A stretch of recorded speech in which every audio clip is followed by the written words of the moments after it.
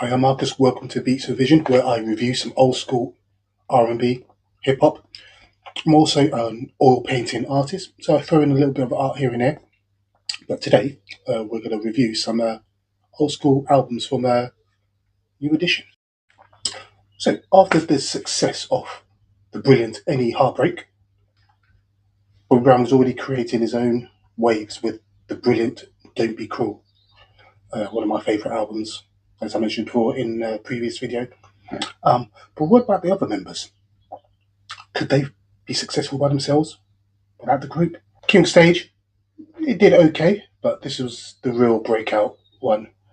Teddy Riley, LA and Babyface, production-wise, monster hit. Some classics on there. I've done a review on this album before, so I'm not going to go deep into it. So I want to focus on the other New Edition members.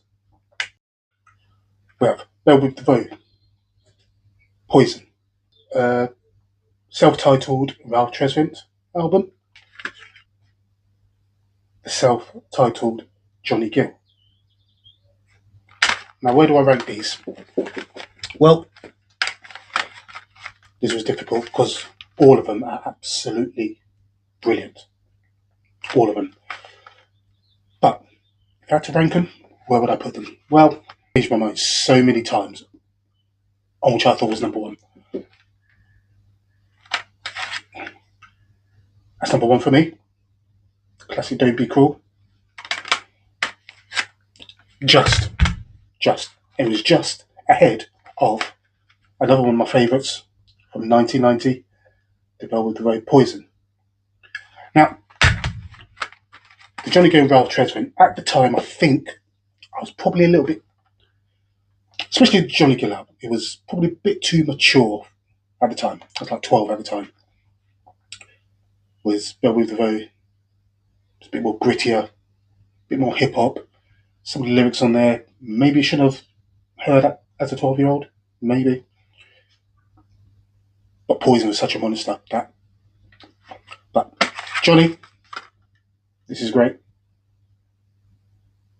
And last but not least, and that's not to say it's a bad album at all. It's not. It's actually very good. But if I had to, I'm putting them in order. It's Ralph Tresvant. Some great jams on here. This is really good stuff on here.